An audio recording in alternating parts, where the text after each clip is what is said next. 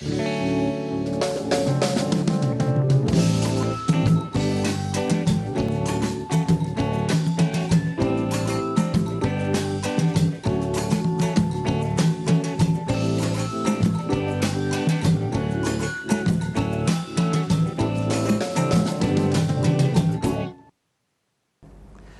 noches, amigas y amigos viajeros. La semana pasada, tal día como hoy, empezamos una serie de 2 reportajes sobre Jordania, el último viaje que hicimos acompañando a un grupo de viajeros.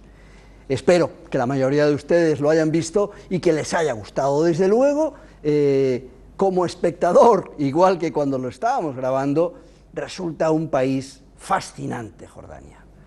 Hoy vamos a ver la segunda parte de ese reportaje, pero además vamos a compartir con estas 4 personas que me acompañan en el plató las vivencias de aquel viaje. Se las voy a presentar. Empiezo por el extremo de mi derecha, pareces un futbolista, Puri, el extremo de la derecha, Puri Fernández. Puri, buenas noches. Hola, buenas noches. Bien con Jordania, ¿verdad? Bien, estupendamente. Muy Estupendo. bien, sí. Bien, en el otro extremo, en el izquierdo, a ti te tocó de Gento, que no sé si lo recuerdas, José. José Manuel Fraga, también viajero en este viaje de Jordania. Encantado de estar aquí contigo, Manuel, y muchas gracias. Gracias a ti por venir. Volvemos a la derecha, Carmen Sueiro. Carmen, ¿cómo estás? Bien. Fenomenal. Encantada. Y por fin, a mi izquierda de nuevo, Silvia Rodríguez. Si fueras masculino te dedicarías a cantar, supongo, o a escribir poesía, ¿no? Pues sí, sí. ¿Tú sabes que Silvio Rodríguez en Cuba no se le tiene como un cantante, sino como un poeta? Se venden sus libros de poesía. Bueno, tenemos en común que nos gustó mucho el país. Cada uno... Bueno, señores, ustedes están viendo que en profesión ponen viajeros. Lo que nos cuenta de ellos hoy es que sean viajeros, que amen viajar, no hacer el turista, que es lo que han hecho. Cada uno tiene su profesión, su dignísima profesión, pero hoy lo que cuenta es que son viajeros. ¿Estáis de acuerdo con que se os defina como viajeros, no? Totalmente. ¿Sacáis la conclusión de que en este viaje hubo la oportunidad de ser viajero, no de ser solo turista? José. Creo que sí. Creo que aparte de tener la suerte de tener un equipo que nos integramos muy rápidamente, creo que sobre todo lo que tuvimos fue la libertad, condicionada eso sí por el timing, estar en un sitio, al día siguiente en otro, etcétera, etcétera, pero sobre todo tuvimos ese momento Petra, tener un día completo para poderlo disfrutar, Jerash toda una mañana y parte de la tarde para disfrutarlo. Yo en ningún momento me sentí condicionado por el autobús ni por la planificación, estresante, todo hay que decirlo, pero me sentí en libertad para poder recorrer, mezclarme, disfrutar y confundirme con la gente de Jordania y disfrutarlo como tal. Sí. Supongo que coincidiréis que es un país muy extraño dentro del entorno político en el que está metido, ¿no? Puedes esperarte cuando alguien te dice, aquí estás loco, ir a Jordania, llegas allí y ves que no hay nada de eso, ¿no? Sí, de hecho, a mí, por ejemplo, me lo dijeron, pero la verdad es que, vamos, yo aparte que tengo mucha facilidad para desconectar desde el minuto 1 que empiezo un viaje, pero tengo que decir que en Jordania es que desde el momento que llegas no tienes para nada la percepción de estar en una zona caliente, entre comillas, ¿no? O sea, notas una tranquilidad alrededor, visitas los sitios con una calma que no, vamos, te abstraes completamente. En ese sentido es extraño, es como un oasis. Realmente, yo no sé cuál es el secreto. Luego, después de ver el reportaje, que tendremos media horita para charlar todos, lo podemos analizar un poco mejor. Pero yo creo que un poco debe estar pasando por la personalidad que el rey transmite a su pueblo. Porque, estuvimos en sitios como el puerto en Aqaba, pues que ni una metralleta en las calles, vamos, y al lado países bien conflictivos, ¿no? O sea, la verdad que él sí lo logra muy bien. Bueno, si os parece, vamos a ver la segunda parte del reportaje, espero que hayáis visto la primera, y ahora vemos la segunda, y luego volvemos para comentarlo. Son 20 minutitos, a ustedes también le decimos, son 20 minutitos, empezaremos en el río Jordán, donde, bueno, se asegura que bautizaron a Cristo, y terminaremos el último día en la capital. Adelante, ahí vamos con el vídeo. La noche ya cubría Amán cuando llegamos a la capital hachemita. Una parte de nuestro grupo decidimos acercarnos al centro vivo de la ciudad junto a la mezquita de Al-Hussein. Fue construida por Abdalá I en 1924 sobre los restos de una mezquita antigua del año 640. Posteriormente fue convertida en catedral de la antigua Filadelfia. Sus alminares son de estilo otomano y a día de hoy es un lugar muy popular donde se dan cita muchos lugareños. Aquí en la zona más antigua de Amán, alrededor de la mezquita de Al-Hussein, se alberga el fantástico mercado de frutas y verduras que al anochecer cobra un aspecto único. El lugar no está pensado para turistas y es difícil cruzarse con alguno, pero para cualquier buen viajero que se precie, este es un lugar inexcusable que no nos podíamos perder. Merece la pena recorrerlo y admirar la amalgama de frutas, verduras, pasteles y granos y disfrutar de sus olores, de sus colores y de este ambiente tan de la ciudad de Amán.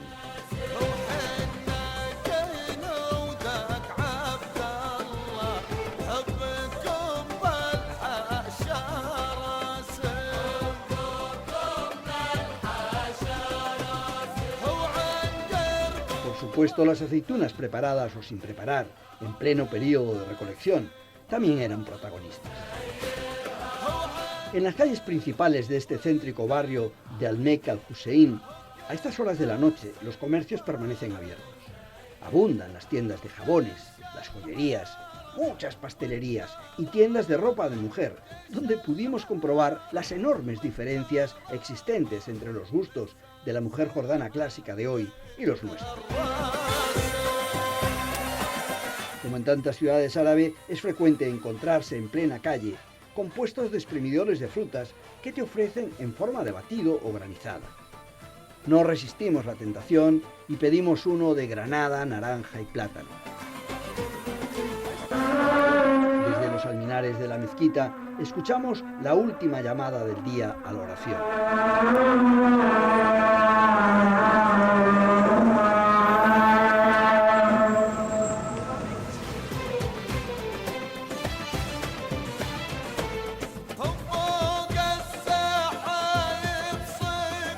La mañana del nuevo día amanecimos en Amán, la capital del país, a la que hoy dedicaríamos la primera parte del día.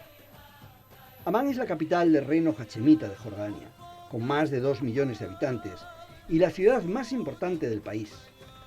Sin embargo, a pesar de su mucha antigüedad, se tiene referencia de ella desde 6.500 años antes de nuestra era, conserva pocas ruinas históricas y puede considerarse una ciudad de corte moderno. La ciudadela de Amán está situada en el centro de la ciudad, sobre una colina que formaba parte de las 7 jabals, o colinas que componían originalmente Amán. Se han encontrado evidencias de ocupación desde el Neolítico que la convierten en uno de los lugares habitados continuamente más antiguos del mundo. En su historia están presentes civilizaciones que se extendían por continentes y prosperaban durante siglos, ya que cada imperio dejaba paso al siguiente. También fue testigo del nacimiento de las 3 grandes religiones monoteístas, el judaísmo, el cristianismo e el islamismo. Y aquí estaba la mezquita omeya. La ciudadela ha estado habitada más de 7.000 años y su visita supone un viaje por el tiempo. Tras visitar la colina donde se asentó la ciudadela, descendimos hacia la parte baja de la ciudad, considerada el centro vivo de la capital. En nuestro camino pasamos frente al Palacio Hachemita, Palacio Real Hachemita, residencia oficial del rey Abdulá II y de su esposa la reina Raina. Comenzamos nuestro último día en Jordania. Ayer noche hemos llegado a Amán para hoy volver a dormir aquí y mañana de madrugada coger el avión de regreso a España. Hoy nuestra mañana la empezamos en la capital haciendo una visita panorámica y parando en los pocos puntos antiguos que tiene esta ciudad. Esta es una ciudad moderna que hace 60 años apenas contaba con 5.000 habitantes y hoy ronda los 3 millones. Población llegada de todos los lugares de alrededor buscando mejorar su nivel de vida. De los pocos restos que existen es este teatro romano que tenemos a su espalda que recuerda mucho sus raíces griegas. Vamos a acercarnos a él. El teatro romano, con capacidad para 7.000 personas, es el vestigio más impresionante de la Filadelfia romana y tal vez lo mejor que Amán conserva de su pasado. Está excavado en la ladera septentrional de una colina y se cree que se realizó en el siglo II a.C. durante el reinado de Antonino Pío. Esta fila de columnas, situadas al norte, frente al Teatro Romano, es todo lo que queda del foro, que llegó a ser una de las plazas públicas más grandes de toda la Imperia romana. Fue construido en el año 190 y en estos precisos momentos lo que ustedes ven frente a sus columnas no es más que los 20 miembros de nuestro grupo. La última parte de nuestra visita panorámica diurna a la ciudad de Amán, quizás una de las más antiguas ciudades del mundo, pero con pocos vestigios históricos, fue su barrio alto, donde viven los ricos, los todopoderosos, que como en otras tantas capitales del mundo, levantan sus mansiones dentro de las ciudades, pero ligeramente separadas del bullicio popular.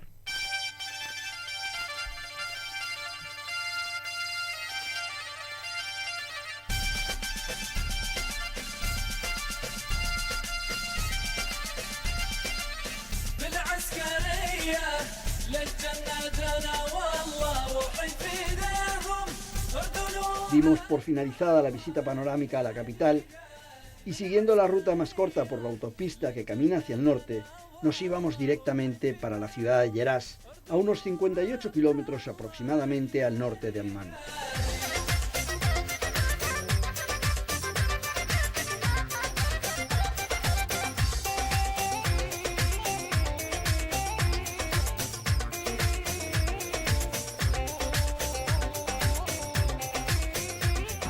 Poco a poco han pasado 8 días y nos encontramos en el día antes de la partida. Nuestra última gran visita en este país, Jordania, que nos está encantando, es a Gerás. Gerás es un milagro, una de las mayores ruinas romanas, con estructura absoluta de una ciudad amurallada y que comienza con este espléndido arco trajano que tenemos a la espalda. Era una de las 10 ciudades de la Decápolis, esa especie de unión de países del mundo árabe que unía a 10 ciudades, 6 de ellas aquí en Jordania. Enterradas hasta 1920, las ruinas de Gerás son un ejemplo de conservación de una época tan grandiosa como fue la del Imperio Romano. Entrar en Gerás es viajar en el tiempo y es casi como estar en la antigua Roma. La ciudad fue anexada al Imperio Romano por el emperador Pompeyo en el año 630 a.C. y llegó a tener cerca de 20.000 habitantes, formando parte de la Decápolis, las 10 ciudades más importantes del Imperio Romano. 6 de ellas jordanas, 3 sirias y una palestina. Y Gerasa, que así se llamó, era la más importante de ellas. Iniciamos nuestro recorrido en Gerás por su puerta sur, conocida como la Puerta de Filadelfia, que comunicaría la ciudad con la antigua Filadelfia, que es la actual Amán. A su lado se encuentra el hipódromo del siglo II y III. En la Puerta de Filadelfia comienza el Cardo Maximus, la avenida principal de la ciudad, de 800 metros de longitud, amplia y festoneada de columnas, que era la principal arteria de la ciudad. Bordeada de tiendas o tabernae y engalenada con fuentes y hornacinas con estatuas, daba acceso a los monumentos más importantes. El Cardo Máximo recorre toda la ciudad de sur a norte, finalizando en la Puerta de Damasco o Puerta Norte. Nada más cruzar la muralla aparece ante nuestros ojos el Fórum, una magnífica plaza oval y elíptica en perfecto estado de conservación, de 90 metros de largo por 80 de ancho, delimitada por 56 columnas de estilo jónico y cuyo pavimento es de piedras dispuestas en forma concéntrica. Esta plaza oval se ha convertido en una de las imágenes más distintivas de Gerás.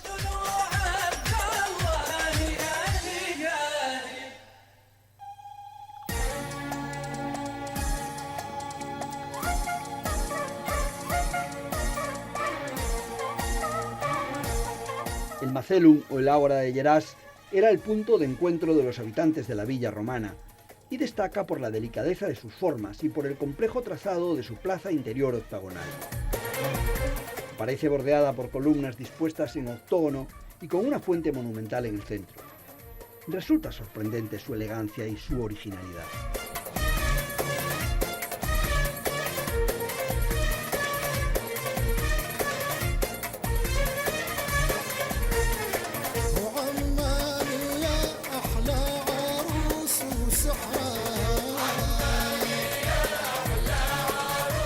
esta plaza del Ágora todavía se conservan los mostradores del puesto de carnicería, en cuyos soportes figuran imágenes de los animales que aquí se despachaban. Merece la pena que les mostremos la belleza de los capiteles corintios aquí utilizados, o el arte de las ménsulas, especie de soportes que aparecían en mitad de las columnas, permitiendo la creación de figuras geométricas. El lugar central de la ciudad, el ombligo de Gerasa, se encontraba en esta plaza, el Tetrapilum, punto en el que se cruzan las dos vías principales, el Cardo Maximus, que caminaba de sur a norte, y el Documenum, que lo hacía de este a oeste. Siguiendo por el Cardo, contemplamos la entrada del templo de Baco, dios del vino, que durante la Edad Media fue convertido en catedral. Y un poco más adelante aparece la impresionante estructura del Ninfeo, pequeña plaza ornamental, adornada con exuberante fuente dedicada a las ninfas o diosas del agua.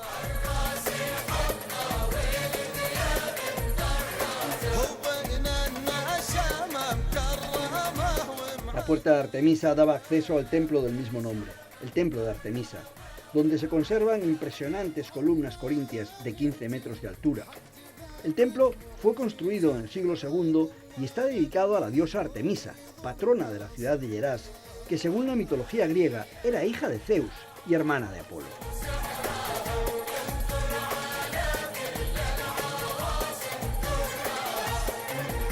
El Teatro Norte, menos espectacular y conocido que el fantástico Teatro Sur, que más tarde visitaremos, se construyó en el año 165 de nuestra era y ha llegado hasta nuestros días en casi perfecto estado de conservación. Su parte frontal es una plaza con columnas y por una escalera se accede a la entrada. Originalmente tenía solo 14 filas de asientos, pero en los años posteriores le fueron agregadas alguna más.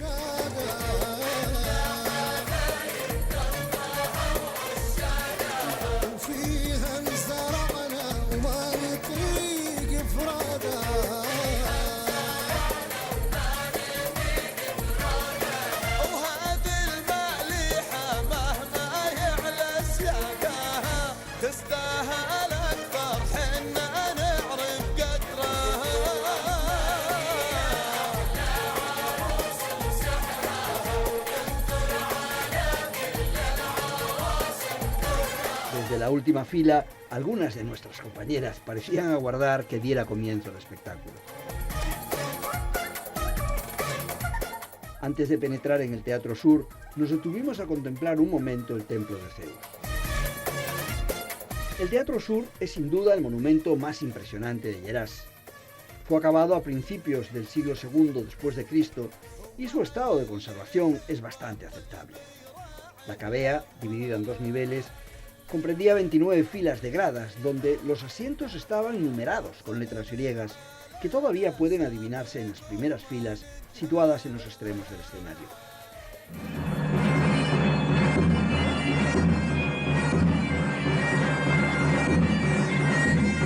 El edificio conserva parte del muro escénico original. Pero quizás la mayor sorpresa en esta visita a Gerasa la tuvimos cuando, en plena visita del Teatro Sur, comenzó a sonar una gaita a manos y boca de un auténtico beduino.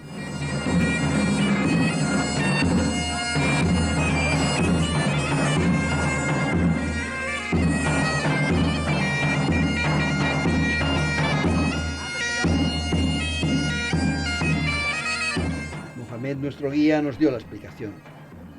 Durante el inicio y el período en que los británicos mandaron en este país, se colaron costumbres tradicionales de la Gran Bretaña, y esta de la gaita enraizó fuertemente entre los beduinos.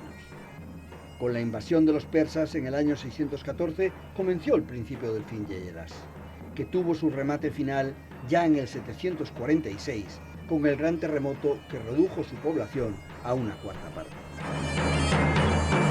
Tras la visita de Gerasa y de almorzar, nuestra excursión continuó recorriendo las carreteras del norte, a la búsqueda de Al-Jum, célebre ciudad por su importante castillo. El paisaje que contemplábamos difería mucho del desierto de los días anteriores y todo parecía cubierto de verdes olivares.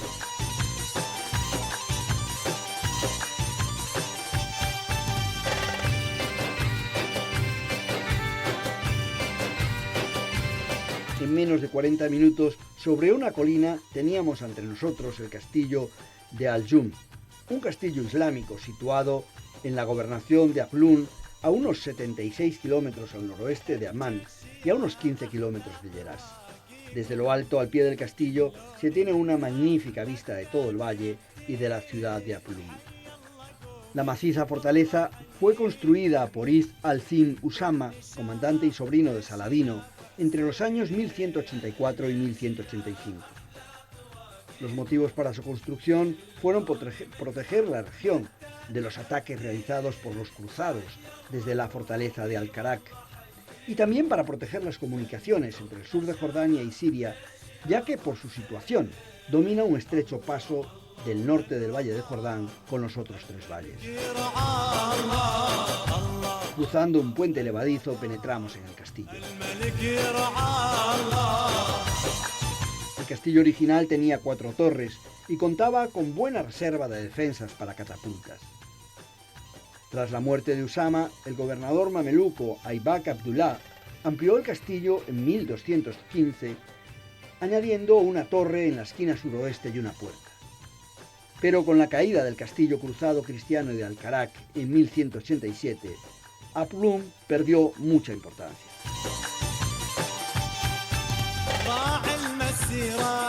Desde lo alto del castillo pudimos vislumbrar el fantástico y fértil valle, quizás de lo más verde que hay en Jordania.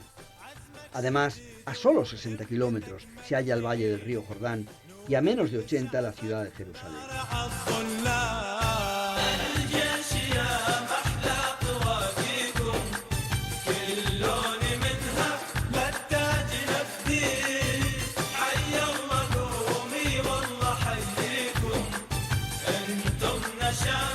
Amigos, y esto va tocando a su fin. Estamos en este momento en el castillo de Al-Jum, la última visita turística que vamos a realizar en este magnífico viaje por Jordania. Han sido 8 días en los que, además de conocer sitios bellísimos y que estábamos deseando conocer, supongo que sobrepasa Petra a todo lo demás, pero un país muy interesante. Además de todo eso, nos llevamos el sentimiento de un pueblo amable, afable y hospitalario. Para todo ello, hemos contado durante los 8 días con la inestimable ayuda de nuestro querido guía, hoy amigo, Mohamed Asaf. Te dejo que les digas algo a mi gente. Muchas gracias. Independientemente que Paco, Manolo ha exagerado un poco, muchas gracias Manolo, pero ha sido más que placer, casi un honor haber trabajado a la agencia de viajeros solitarios, ofrecerle mi país, dando vuelta en mi país, conociendo a mi país, y entonces es un placer haberlo conocido, haberle trabajado, y ha sido una gran satisfacción ver cómo unos españoles, unos gallegos disfrutando de mi país, viendo que es un país tranquilo, seguro, y creo que merece, ¿verdad?, la pena conocer y ver. Y pues él dice que soy muy buen guía. Les quiero asegurar a los que todos que vienen o quisieran venir a mi país que no soy más que un guía de Jordania y normal, y los otros van a ser mejor incluso que yo, y siempre serán muy bienvenidos en nuestra tierra en Jordania. Muchas gracias. Ya, el público del grupo le aplaude. Amigos, un placer conducir un reportaje más y nos volvemos a encontrar en un futuro en otro país lejano. Hasta siempre, amigos. Adiós, fin del viaje. El reportaje espero que os haya gustado igual que a mí. O sea, repite lo que estuvimos viviendo durante aquellos días, ¿no? Si os parece, ahora vamos a descansar unos minutos, un par de anuncios, y volvemos para chafardear y hablar de todo lo que vivimos. Hasta ahora mismo, señores, no se vayan muy lejos, que enseguida estamos de nuevo aquí.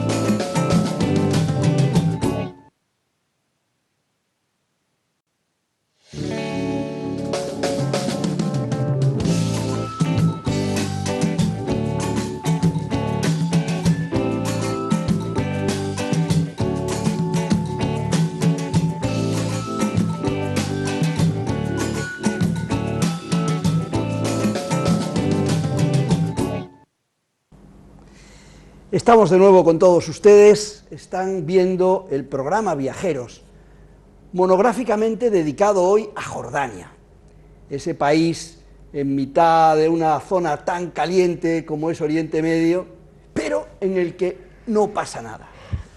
Nos están acompañando en el plató Carmen Sueiro, Puri Fernández, José Manuel Fraga y Silvia Rodríguez. Los 4 viajeros que hace menos de un mes, pues chicos, el día 18 de octubre habíamos salido de viaje y regresamos el día 25. Estábamos por allí pegando saltos. En la primera parte del programa apenas hablamos nada del país, pero yo creo que podemos iniciar el viaje de una manera un poco cronológica.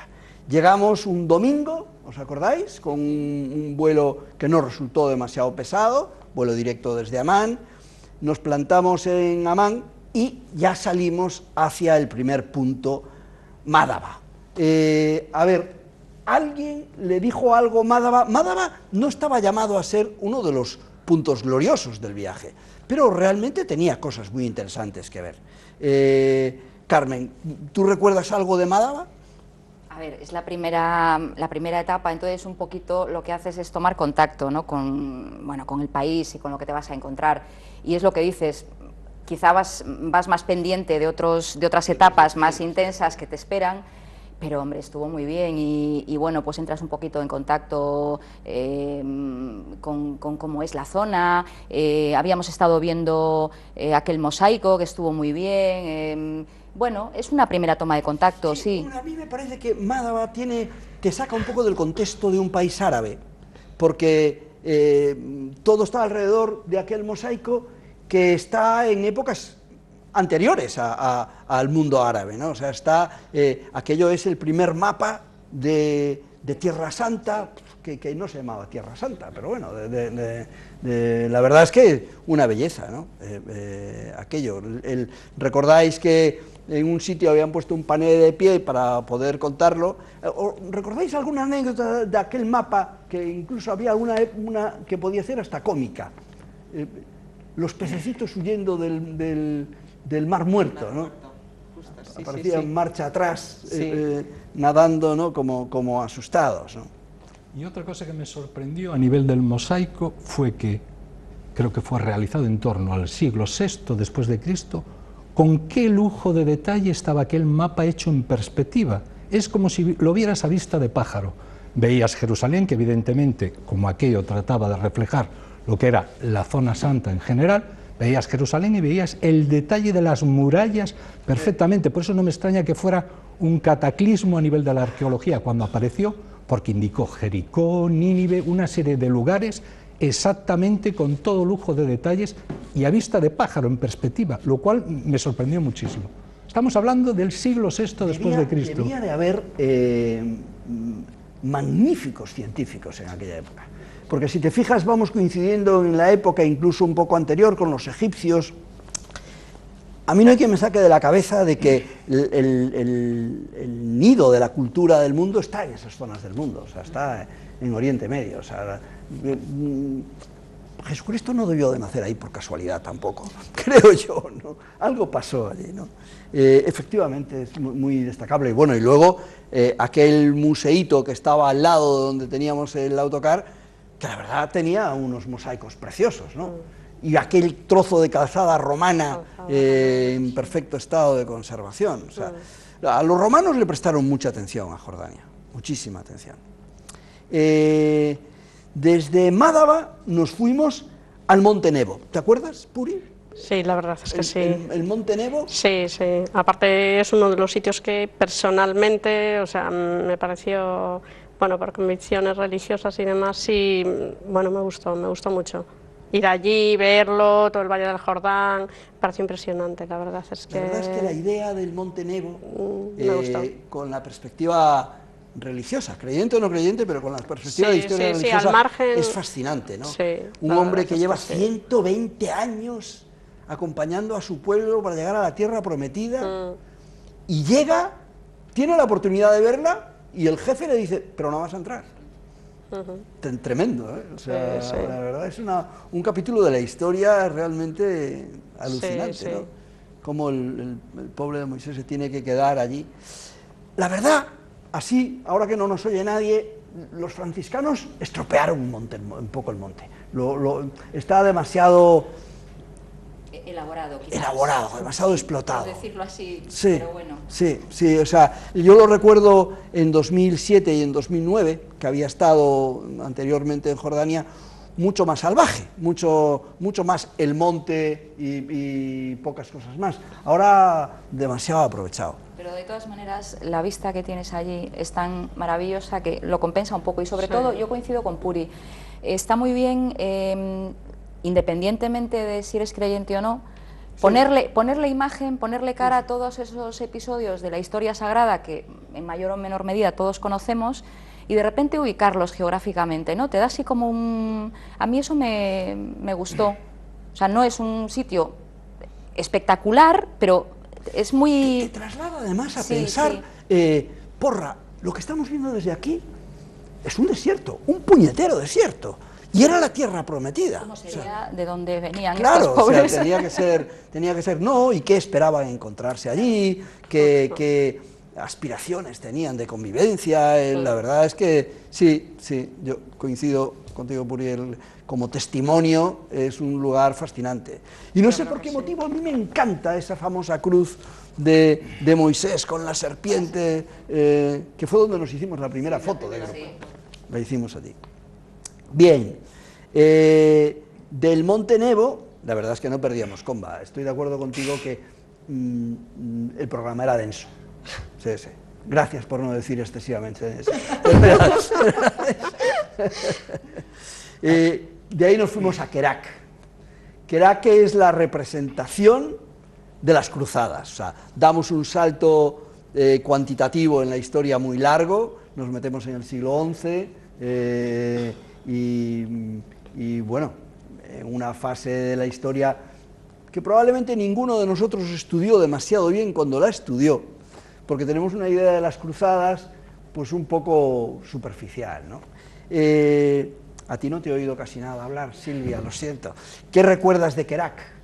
Kerak, bueno, llegamos, comimos en el restaurante viendo el castillo, con unas vistas muy bonitas, y me hizo recordar también el crack de los caballeros de Siria, que hoy en día es una pena el estado en que se encuentra. Sí, parece ser que no lo han tocado demasiado, pero no sé cuándo se podrá volver a ver, porque está en plena zona caliente, cerca de Hama. Yo tuve la suerte de poder estar antes del conflicto. Sí. Y me pareció pues muy interesante. Son estructuras muy parecidas. Son estructuras muy parecidas y Mohamed, que es el guía que nos acompañó, nos lo explicó muy bien, con carácter didáctico y muy ameno. Un buen tipo, aparte de lo del desierto, que le tomaba yo les cuento a ustedes, hablaba un poco con la I, como la mayoría de los árabes tienen algunos errores fonéticos, y el de él era que ponía is en los lugares de las es. Pues aparte de lo del desierto, era un tío muy interesante, la verdad, fantástico, ¿no? Y además sabía muchísimo, que a veces no te encuentras con guías que saben, un tío que sabía muchísimo, te lo explicaba muy bien, no te contaba las 3 anécdotas típicas para turistas, sino que te contaba cosas con mucha sustancia. Tuvo una paciencia enorme con todos, en ningún momento le viste un mal gesto. A mí me pareció chapó, el guía chapó. Yo me lo he incorporado a mi agenda. Y yo lo recuerdo con mucho cariño, porque siempre tenía una sonrisa muy majo, muy majo. Bueno, despedirse, lloró. En el momento de la despedida nos empezó a echar de menos. Una persona con muchísima sensibilidad. Sí, mira que tiene a sus espaldas, lleva muchísimos años actuando como guía. Pero sí, a ver, os voy a echar alguna flor, pero es que no es fácil encontrar un grupo como el que formabais, ¿eh? Pero eso no es una flor, esa es la verdad. La verdad. No, la verdad, o sea, la verdad fue un grupo muy interesante, muy interesante. Y eso lo aprecia el guía más que nadie, ¿no? Mucho más. Bueno, de Kerak, quedamos que Kerak era un castillo cristiano, para echar a los moros malos y defender a Jerusalén. Luego, al final del programa, fuimos al Castillo Moro, a Jun, ¿no? De ahí nos fuimos a Petra. ¿Quién abre el fuego con...? A mí, la verdad, aquella primera noche en Petra, que nunca en las otras 2 veces que había estado no había ido a ver de noche a la luz de las velas, me alucinó, me pareció fascinante. Increíble. No, es que me pareció increíble, sí. ¿Sensaciones? Sí, impresionante, porque para mí el día no había empezado muy bien, porque lo que veía no me acababa de gustar, con lo cual, el Montenegro sí, por ejemplo, pero el resto no. Entonces decía, si va a ser así todo... Y una vez que pasó todo el viaje, ¿no logras apreciar la parte positiva de Málaga? Sí, pero el primer día, cuando todavía estás lleno... Vamos, como una niña, que esperas que el caramelo esté rico, sepa a chocolate. Igual, entonces, hombre, la verdad es que luego ya empezó a cambiar todo. Por la noche en Petra fue espectacular. Y luego el verlo de noche y verlo de día, ese contraste, a mí pues de hombre... verlo de noche me resultó alucinante primero el concierto de flauta y luego la especie de rap árabe que se largó el tío allí cantando, no viendo más que la sombra de él, porque no se le veía. O sea, puedes hacer jugar tu imaginación lo que quieras con aquello, ¿no? Lástima que con la cámara se captase tan mal, porque no daba luz para nada, ¿no? Pero fue una experiencia preciosa, muy bonita, ¿no? Yo no sé cuántas luces habría, pero unos cuantos cientos de velas con papel por fuera que dan la luz que dan, ¿no? Muy pocos lúmenes. Pero... Y yo, si me permites una opinión muy personal, Manolo, creo que la gente que vaya a ir, quizá esa combinación de ver Petra de noche como forma de abrir boca respecto a lo que se va a encontrar de día, me pareció espectacular. Sí. Quizá a la inversa, cuando ya has visto Petra de día, ya lo has visto todo, ya has visto lo espectacular que es, pero esa primera llegada, verlo de noche, ver la fachada del Tesoro en aquel iluminado, realmente me pareció como un primer regusto que luego ya cuando la conoces de día es espectacular. Para mí fue la combinación perfecta. Yo creo que es uno de los episodios más mágicos del viaje. El hecho de que ninguno conocíais Petra, encontrároslo con esa especie de penumbra amarilla y al día siguiente redescubrirla. Si lo hubierais hecho al revés, probablemente muchos no hubieran ido.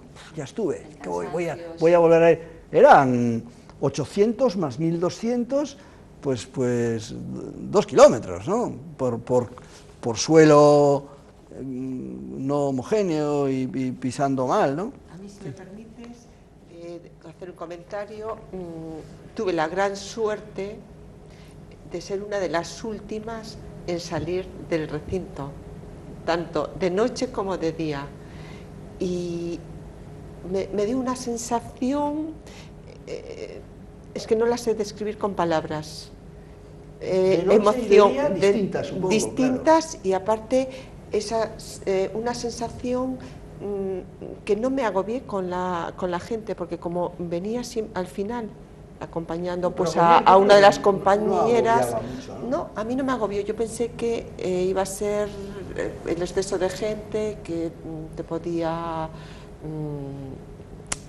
impresionar un poco, no disfrutar del ambiente nocturno y diurno. La sensación el día que estuvimos de noche, el primer día, sí, hombre, estaba todo el mundo sentado, todo el mundo en silencio, sí notabas que había mucha gente, ¿no? Pero al día siguiente yo creo que no, o sea, por mucha gente que hubiese, estaba diseminada, o sea, sí, desahogado. Sí, que la vuelta es ver las estrellas, venir con esa paz, para mí es algo que no puedo describirlo. Enfatizando en lo que dice Silvia, yo por lo menos recomendaría a la gente que tenga la oportunidad de ir a Petra, que encuentre el por qué a Petra le llaman la ciudad rosa o la ciudad roja. Aquella arenisca trabajada, aquella paleta increíble de colores, rosas, rojos mezclados. La combinación, cuando llegamos por la mañana muy temprano, recordaréis que estaba saliendo el sol a primera hora de la mañana e iluminaba allí la zona del Tesoro al desembocar en el Seix, en el sendero, aquello es impresionante, pero es que tiene un tono, ¿cómo lo describiría? Un rosa pálido. Al mediodía cambiaba la tonalidad y por la noche era completamente distinta, es decir, que pasabas por todos los espectros entre el rosa y el rojo como si fuera un ágata, increíble. Yo invito a la gente a que vea Petra, sobre todo, pues que no vaya a ver desde luego las 800 tumbas que hay allí dentro porque acabarían medio locos, pero sí que vean con mucho cariño, por ejemplo, allí en la desembocadura del Seix del Sendero, enfrente al Tesoro, cómo cambia la tonalidad y cómo cambia el colorido, cómo cambia la imagen del todo y los sentimientos que tienes al ver aquello. Es increíble la paleta de colores. La policromía máxima yo creo que se alcanza en las escaleras. En la subida de las escaleras, cuando subes al santuario, vale, yo comprendo que puede que haya personas que le puede causar, que suban en burro, pero que nadie deje de subir, porque ahí la policromía de colores, yo creo que como aún encima de vez en cuando hay un retazo de verde por una rama que sale en la mitad, es tremenda, ¿no? Y aquel cañón que hay que hace al final, que atraviesa toda la ciudad hasta que llega al desfiladero anterior al Seix, eso es fascinante, vamos. Bueno, y que todas las flores se las lleva la fachada del Tesoro, pero es que el monasterio, como le llaman, a mí me parece que no desmerece en absoluto y es que es igual de impresionante. O sea, es que normalmente, claro, es muy impresionante cuando sales del Seix y de repente se te viene la fachada del Tesoro, pero es que la fachada del monasterio realmente te hace olvidar los 500 escalones que te... 500, 800. Y a pelo, que a algunos lo subimos... Que me costó, Sí, sin burro ni nada. Pero vamos, que la gente lo vea porque... Ninguno de vosotros subió en burro, ¿verdad? Nada. Ninguno, no, todos subimos a pata. Totalmente. Sí. Lo que sí la gente tiene que tener claro que si quiere ir al monasterio y evitar el burro, tienen que tener las piernas un poco fuertes.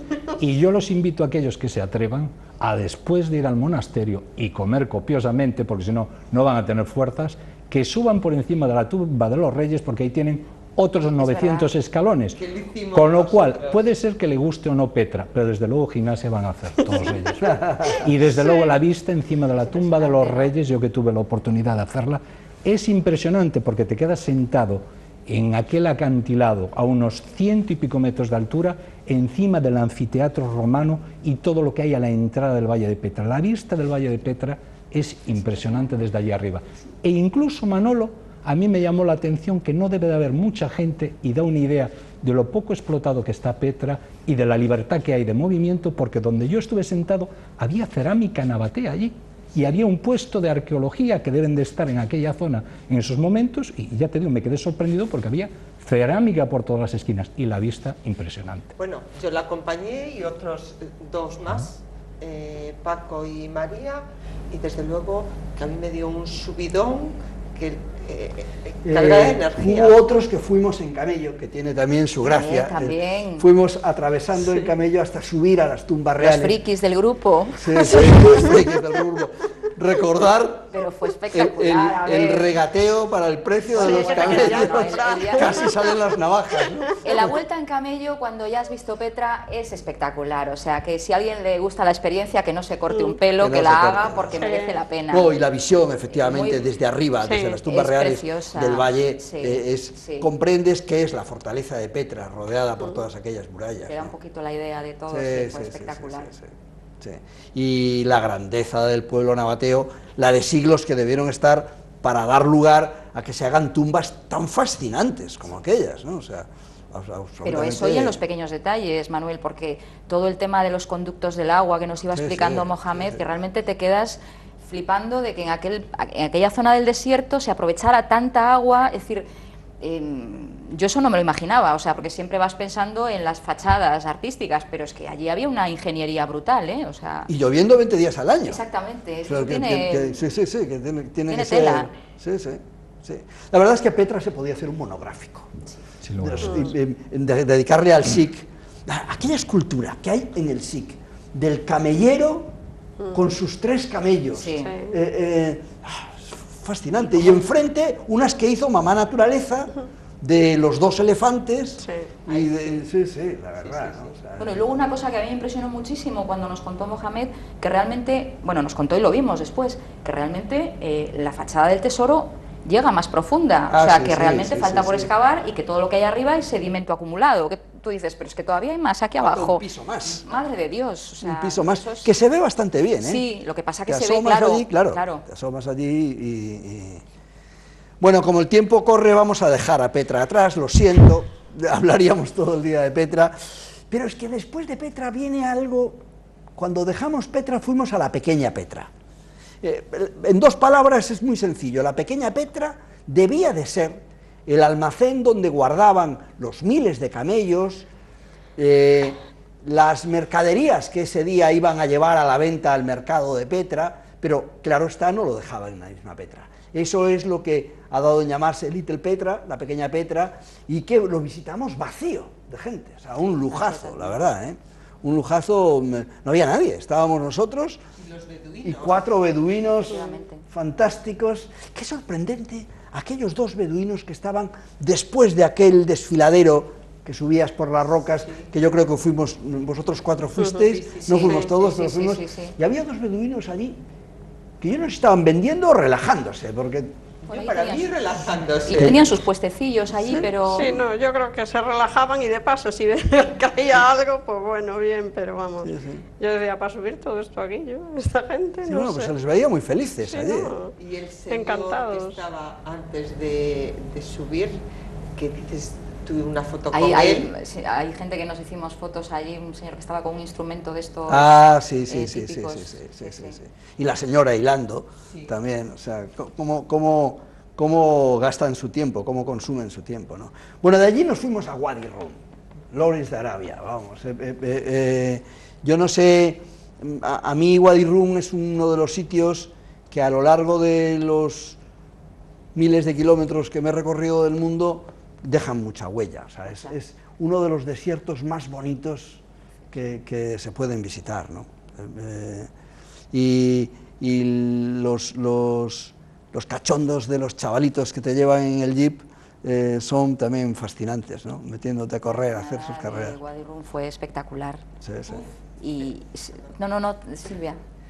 Celia, una compañera, mi compañera de habitación y amiga, pues en el jeep donde íbamos nosotros, estuvo picando al beduino, que hubo un momento que yo tuve miedo, porque él se levantó, iba conduciendo solo con las... Exhibicionista, vamos. Sí. Bueno, les adelanto que eran chavalitos de 19, 20 años, monísimos para ellas, vamos a aceptarlo, pero bueno, eran unos críos, ¿no? O sea, muy valientes, por supuesto, claro. Bueno, de Wadi Rum, yo les cuento a ustedes que en el reportaje no se ha apreciado muy bien, hubo algunos que tomaron la decisión de subir una duna, llegar hasta arriba, que hay que echarle narices, y por pelos no nos quedamos sin ver la puesta de sol. Al tiempo... de nosotros. Culpable. Yo también lo reconozco. No, y aquí, José. Fantástica la vista desde arriba, lo mejor, ¿no? Desde luego, para mí subir la duna y ver desde arriba la vista era impresionante. Si os hubierais ido me daba igual. De nuevo, José, los colores, ¿no? En Wadi Rum. Sobre todo la mezcla en un desierto que puedes encontrar el rojo, evidentemente, de la arena y aquellas cordilleras montañosas rocosas. A mí no me extraña que Ridley Scott se haya enamorado de ese sitio y haya rodado allí Prometheus y, por ejemplo, la última, El Marciano, que está ahora de moda en los cines, que se estrenó hace cuestión de un mes y pico, lo ha rodado allí. Es impresionante el contraste entre lo que es la arena y la zona rocosa. Y con respecto a llegar tarde al autobús, por alusión... Al autobús no, querido. Al autobús, al jeep, a todo medio de locomoción que hubiera, por alusiones, tengo que explicarte, por ejemplo, en el Monte Nebo, cuál fue el motivo de mi llegada tarde. Yo llegué al Monte Nebo y vi todo aquel desierto que había. Subí arriba y era uno de los sitios que tenía programado ir con mi padre. Mi padre le hacía mucha ilusión ir a 2 sitios. Uno era Petra y Jordania y otro era Jerusalén. Entonces él pues no pudimos llevarlo porque tuvo un problema que le impedía viajar en avión, y yo he decidido, cuando le escuché a mi compañero Paco ir, pues vamos a salir para allá, para Petra. Y cuando llegué allí arriba teníamos los dos una gran curiosidad, y yo me quedé aparte mientras vosotros bajabais viendo. ¿Os acordáis en aquella especie de mirador que había? Sí. Que había allí un elemento de piedra en el cual indicaba a la derecha Jericó, de frente Jerusalén, río Jordán, ¿recordáis? Y después el Mar Muerto que no se veía por la neblina, precisamente de la condensación del Mar Muerto, que impedía, se ve todo grisáceo. Y yo pensaba, veía aquello y pensaba en Moisés, vida de faraón, ya no de rey, deja todo aquello, tiene que conducir al pueblo de Israel años y años y años. Llega allí arriba y le dice, esta es la tierra prometida que no puedes ver. Y yo cuando vi aquello, aquel pedregal todo seco, con aquellos matorrales, de verdad digo, si estoy en su lugar, me giro y le digo, ya te vale, porque aquello, estaréis conmigo, que era un desierto. Supongo que hace años el Valle del Jordán y el río Jordán tenía más caudal, pero aquello lo que veíamos, ¿os acordáis? Aquella neblina grisácea, toda aquella visión que teníamos de allí, de la zona, ¿cómo decirlo? Me esperaba otra cosa, y me quedé allí 5 minutos viendo y pensando qué sentiría él al ver aquello, la tierra prometida. Si te fijas, empezamos hablando hoy en esta charla informal que estamos teniendo de esas sensaciones. A mí me pasó lo mismo la primera vez que fui, que dije, ¿cómo cachidiantres, para no decir pecados, que hace muy feo decirlo en televisión, cómo cachidiantres, Moisés no tiró la toalla? Evidentemente. Me dije, coño, me estás vacilando, ya ves. ves. Que sus expectativas no eran las vuestras. No, bueno, asumido que probablemente aquella tierra albergaba cosas buenas. Seguro, o sea que... seguro. Yo no tengo ninguna duda de que Moisés fue Moisés muy bien escogido, ¿no? Tenía que ser un tipo espectacular, ¿no? Pero la desilusión que se debió de llevar, yo coincido con José. Coño, que le pusieron delante un pedregal. Con un río, vale, con el Mar Muerto, que ya debía estar muerto el mar, pero bueno. Sí, la otra teoría, paréntesis cortito, que si no nos comemos todo el programa, en el Mar Muerto flotábamos sin querer, pero no se podía andar por encima, ¿eh? Cristo anduvo por encima, o tenía una técnica muy depurada, o... Anduvimos, pero como si fuéramos... Es imposible nadar de bruces, ¿os fijasteis? Imposible. Por la densidad que tiene. Es imposible. Yo lo intenté hacia adelante e inmediatamente todo lo que es la parte trasera, que lo puedo mencionar al final de la espalda, se te levantaba y te metía la cabeza debajo. Incapaces de nadar. Yo tuve necesidad de salir porque al intentar lo mismo me entró agua en un ojo y escocía a su madre, vamos. O sea, en cambio, Juan Manuel lo hizo de todas las maneras. Juan Manuel. Lo hizo para adelante, para atrás, incluso estuvimos... José Manuel. Incluso estuvimos caminando un rato, lo hizo, vamos, es que lo de él era alucinante. Yo me tengo que guardar para el final una pregunta para ella, porque estamos dando saltos por muchos sitios y todos tienen su atractivo. Y tú ibas con el Monte Nebo y Petra. Yo iba con Petra. Ah, ¿y te llegó Petra? Bueno, me llegó, vamos, o sea, creo que Jordania, o sea, con Petra ya merece la pena ir a Jordania. Aunque solo hubiera Petra, luego me quedo ya con todo, me quedo con el desierto, que me lo pasé de maravilla y me pareció espectacular. Me quedo con el Mar Rojo también, me quedo con Geras, me parece una pasada. La cena de Wadi Rum, para dejar Wadi Rum ya y salir. Qué pena que aquel campamento no tenga baño en las tiendas. Porque no me digáis que no era un sitio fascinante, quedarse una noche en aquel campamento. Te confieso una cosa, hubo 6 o así del grupo que intentamos quedarnos. ¿Verdad, José? Sí, bueno, no me creo que lo hayáis intentado en serio porque os hubierais quedado. Bueno, si lo intentáis en serio os quedáis, no pasa nada. Fue una pena no haber hecho noche en Wadi Rum. Realmente el tipo de viajeros como sois vosotros 4 aguantaríais perfectamente sin cuarto de baño de noche en las tiendas de Wadi Rum y las disfrutaríamos con lo lindas que son. Pero hay que aceptar que habrá mucha gente que salir de noche de la tienda para buscar cuarto de baño que no sabe exactamente dónde está puede resultar más complicado. estuvo bien disfrutarlo. Y luego tumbarse en la arena mirando las estrellas.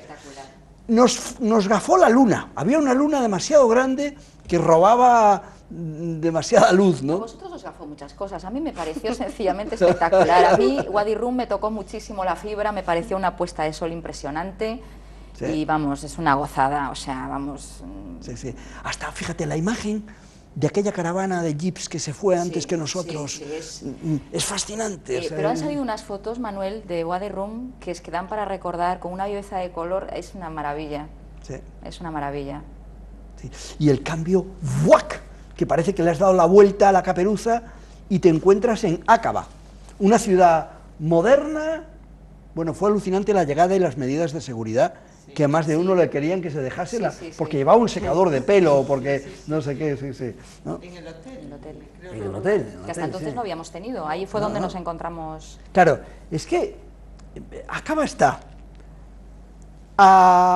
como al otro lado de Arria, de Cangas tienen a una ciudad israelita potente, de Moaña tienen a una ciudad egipcia, y de Porriño tienen Arabia Saudita, o sea, están rodeados, vamos. Una cosa también muy llevadera, quiero decir, sí, tampoco ha sido, no, bueno, fue claro, allí en la entrada del hotel y luego ya no te enteras, o sea que... Para nada, y en el puerto se andaba con plena libertad, tranquilamente, sí. Y fue un día muy bonito. Fue un día espectacular. Y seguro que para más de uno fue el bautismo de gafas y tubo y corales preciosos, porque... Para mí, por ejemplo. Pero sí, preciosos, para mí también, sí. Muy bonito, ¿eh? Sí, muy bien. Muy bonito, bien. sí. Lo pasamos muy bien. Y qué cerquita de la orilla, además, ¿no? Sí. Y qué bien comimos, es que a mí comer me encanta, qué bien comimos. Qué caliente estaba el agua, qué bien, es que a mí me encanta el mar, pero es que se estaba de maravilla. Sí. Un día espectacular. Lo curioso que el mar estaba en la temperatura ideal, sin embargo en la piscina, que hubo alguna noche que nos bañamos y de día también, me llamó la atención que estaba fría el agua comparado con la temperatura. Pues el mar estaba... El mar estaba a 25 grados, según nos comentaron, ¿no? Bueno, de allí nos vamos al Mar Muerto, las experiencias que comentábamos de flotar de una manera y de otra. La verdad es que los productos del Mar Muerto, yo me traje una bolsa llena y cada vez que lo traigo, entre mis familiares, sobre todo del ramo femenino, hay bofetadas. Parece que son muy buenos. No sé si comprasteis vosotros. Ha traído, yo creo, ¿no? Sí. ¿Y habéis probado? Sí. ¿Tú aquella crema que te trajiste para lo de las arrugas y tal? Era fango, Manuel, era fango, que lo cogí en directo. Pasa en Sebre. De allí nos fuimos a Amán. Llegamos al atardecer y un grupito bajamos a la mezquita de Al-Hussein, y descubrimos el mercado aquel fascinante. A mí ese mercado me pareció... El ambiente de las ciudades árabes no hay que perdérselo, porque Nunca, el ambiente de esos mercados te tienes que meter allí, te tienes que... desprende un sabor muy especial, es una mezcla de olores, colores... Y tan real, Sí. ni un puñetero turista. No, aquello era gente de allí, o sea, Sí, pero eso es una visita imprescindible, o sea, tienes que verlo, en alguna ciudad árabe tienes que... Era sábado por la noche. Sí, y espera que todo... le explico a la gente una cosa. Perdona, dime, Puri. No, digo que sobre todo allí lo sobrecogedor, que supongo que a ti también te lo pareció, la llamada a la oración, porque estábamos al lado de la mezquita. Pelos de punta, Sí, es sí. preciosa. ¿Qué me La pasó? última Porque llamada a fue la en oración. Geras, que la oí, no, claro, yo nunca la había oído, evidentemente, pero la oí en Geras y después en Amán, y es sobrecogedor. En Amán oyes además la más larga, que es la última de la noche. Sí, era impresionante, sí, es muy sobrecogedor, la verdad. Y lo que iba a explicarle a la gente es algo que vosotros sabéis, porque igual que yo, nos lo contó nuestro querido guía Mohamed. El día festivo en el mundo árabe, en el mundo musulmán, perdón, es el viernes es su domingo. Para equipararse un poquito al resto del mundo y tener las festividades más comunes, no ponen de sábado el jueves, ponen de sábado un día después, es decir, nuestro sábado. Ellos tienen festivo viernes, que es el domingo, y sábado, que es nuestro sábado, pero lo tienen después. Muy interesante. Pues el día que llegamos a Amán, el día que el mercado estaba así, era sábado. Era sábado, pero las tiendas estaban abiertas, todo funcionaba, y los exprimidores de zumos, que son una joya. Incluso mi compañera Celia y yo fuimos las dos solas desde el hotel hacia otra parte del centro de la ciudad y no tuvimos ningún problema. No, claro. Dos mujeres pero si no hay ningún yo problema. le decía, pero Celia, ¿cómo vamos a ir las dos solas? Y para nada, muy tranquilo, nadie se metió con nosotros. Probablemente más seguro que en cualquier ciudad de España. Sí, sí, sí. Yo no tuve miedo para nada. Un tráfico caótico, como puede ser en todos estos países típicos, el Cairo o eso, pero el resto, nada. Y como guinda, para el final, antes de marcharnos y de dejarles a ustedes que vean más cosas en la tele, vamos a hablar de Lleras. Yo creo que Lleras es para muchos de vosotros la gran sorpresa, porque yo creo que no hay ruinas romanas, ni Palmira, tan fascinantes como Lleras. Tiene el cardo máximo perfectamente definido, sus 800 metros de largo, desde la puerta de Filadelfia, que es la del sur, por la que llegamos, hasta la de Damasco, que es la del norte de la salida, y luego la transversal. Vamos, espectacular es poco, ¿no? O sea, sobre todo cuando te lo esperas. No te lo esperas. No te esperas esa magnitud, claro. Entonces está... Se nota que estuvo bajo la arena del desierto porque el estado de conservación es increíble. Increíble. Están recuperando, y por lo que yo creí entender, solo un 10% ha sido excavado de momento. Es decir, que puede ser, vamos, increíble cuando hayan terminado de excavar toda la zona, de recuperar y de armar. Porque aquel templo de Zeus, el teatro sur, el teatro norte, está conservado, que parece que acabas de salir de una obra de teatro en el tiempo de los romanos. El templo de Zeus y el templo de Afrodita tienen un 10% recuperado, y ya tienen localizado dónde van a recuperar el resto. O sea, no tienen que buscarlo, ya saben dónde está. Los dos teatros, vamos, ya están en un estado fascinante, ¿no? Oye, ¿y la sorpresa de la gaita? Sí, ¿Qué me decís? curioso. Encontrar a un beduino tocando la gaita gallega, que al final no es la gallega, No pero es la bueno. gallega, pero bueno. Sí. Y yo recuerdo estando allí que entró un guía con otro grupo, y yo estaba arriba de todo el teatro, en el último escalón, para sacar unas fotos, unas panorámicas. Y al acabar la gente, los dos hombres que estaban tocando la gaita, vino allí, me hizo señas y me dijo, a ver si escuchas. Y cogió un papel y lo rompió en el suelo, en el centro de lo que es el teatro. Se escuchaba perfectamente. Yo quedé asombrado del dominio de la acústica que tenía aquella gente en aquella época, de cuando estamos hablando. Sí, bueno, pues mira, desde un siglo antes de Cristo, que es cuando se empezó a hacer el teatro sur, hasta 2 siglos después, que es cuando estaba en pleno apogeo, ¿no?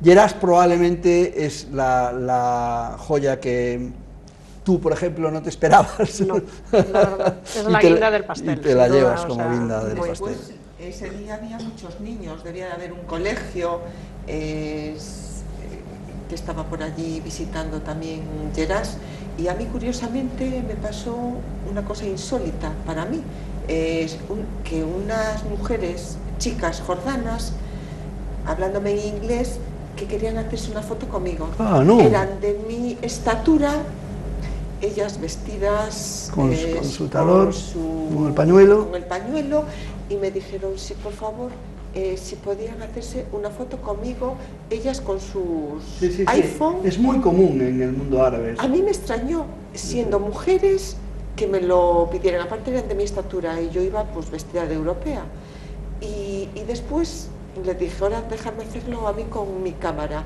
y se pusieron un montón de niñas, jovencitas y mayores, y me chocó, pues así, al natural, sin Tienen taparse. un gran cuidado de la estética y de la imagen, y de hecho Jordania debe estar en el medio, no es de los que más occidentalizado está. Curiosamente los más occidentalizados, uno es Túnez y otro era Irak, fíjate tú, la que nos vendieron con los pobres de Irak, y que, bueno, a dónde llegó, ¿no? Pero Jordania está bastante occidentalizado y la gente se mueve con mucha libertad, ves a muchas mujeres conduciendo. Lo peor del mundo está en Arabia Saudita. En Arabia Saudita las mujeres no pueden vivir. Bueno, niñas y niños, hemos llegado al final. ¿Queréis comentar algo más de este viaje que creáis que se nos quedó en el tintero? Yo quería comentar una cosita, muy a título personal, Manuel. Yo quería decir simplemente para la gente que nos está viendo que el viaje a Jordania es un lujo por el destino. O sea, aunque todos vamos pensando en Petra, el viaje es espectacular por muchas cosas más, pero si aún por encima tienes la suerte de que te coincida un grupo de gente, como ha sido el caso, es que el viaje es un caramelo. Yo vengo encantada porque es verdad que a mí la gente no me va a fastidiar un viaje, pero si la gente es maravillosa, el viaje se te multiplica. Y eso sí que quería contarlo, porque hace que el viaje te lo guardes como un recuerdo ya fantástico, ¿no? Y en este caso se ha dado. Yo creo que es, porque tenemos un chat entre todos los del grupo, y yo creo que es general. Sí. Aún esta mañana hablando, mucha solidaridad, compañerismo. Bueno, pues muchísimas gracias a los cuatro por haber venido esta noche aquí. Espero que a ustedes les haya gustado, a ellos ya ven que sí, y seguro que coincidiremos en algún otro lugar del mundo en otro momento.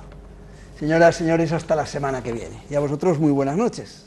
Buenas noches. Buenas noches.